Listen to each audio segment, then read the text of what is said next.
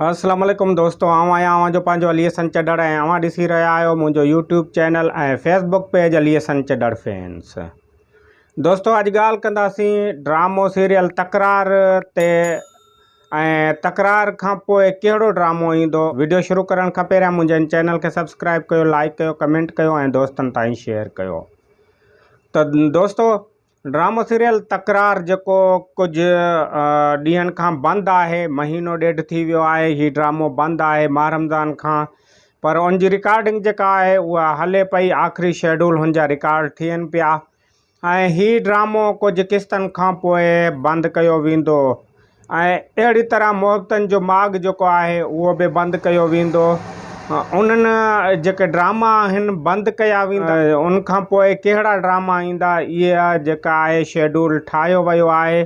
पर फ़िलहाल जेको ड्रामा सीरियल तकरार आहे उन जी जॻह ते जेको ड्रामो ईंदो सिंध टीवी जो हिकु मेगा सीरियल जंहिंजो डायरेक्टर आहे सुधीर ऐं हीउ ड्रामो जेको आहे डायरेक्टर नियाज़ शेख एसोसिएशन जे तरफ़ां जेको आहे रिकॉर्ड कयो वेंदो। हाणे हिन में तमामु वॾा जेके अदाकार आहिनि, अब्बास गोलोढाणो आहे, एस भट्टी आहे, ॿिया जेके तमामु वॾा अदाकार आहिनि उहे आहिस्ता आहिस्ता उन्हनि खे जेको आहे कास्ट कयो पियो वञे।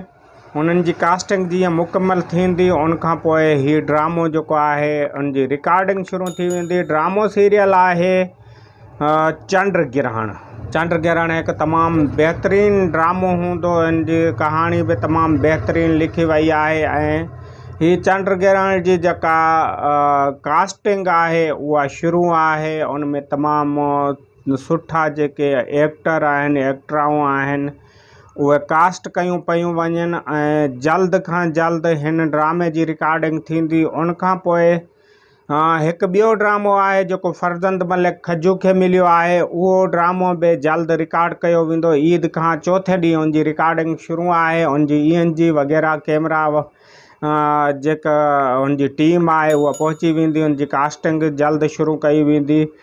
उन बारे में अव्हांखे आगाह कंदो रहंदुसि ऐं अव्हांखे हीअ ॿुधाईंदो हलां त हिन सूमर ते जेके हीअ ड्रामा आहिनि रहियल ड्रामा जिन जेके न पिया अचनि उहे ड्रामा उन्हनि जे घणे भाङे जेका एडिटिंग आहे उहा थी चुकी आहे ऐं एडिटिंग हले पई ऐं हीउ ड्रामो जेको आहे हिन सूमर ते हलायो वेंदो। हवेली ड्रामो अञा ताईं हुनजी डेट फिक्स न कई वई आहे ऐं डायरेक्टर जे मुताबिक़ त हीउ ड्रामो हिन सूमर ते हलंदो।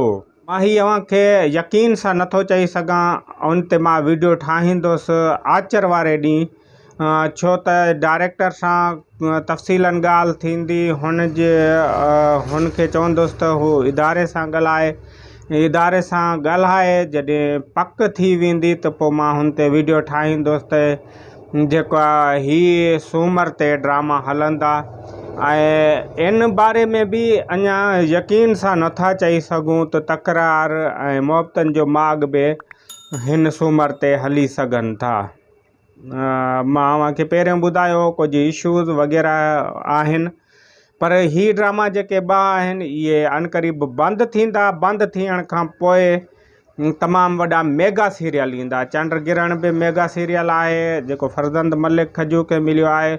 उनजो कमु त उहो ई निरालो हूंदो आहे। अव्हांखे ख़बर आहे जंहिं ज़हर ज़िंदगी जहिड़ो हिकु मेगा सीरियल ॾिनो ऐं अहिड़ी तरह हीउ ड्रामो ईंदो। ऐं हिन जेको खजू खे ड्रामो मिलियो आहे उनजो जेको राइटर आहे साईं नूर ज़ऊर आहिनि ऐं अव्हांखे ख़बर आहे त साईं नूर ज़ऊर जी लिखणी केॾी ज़बरदस्त हूंदी आहे।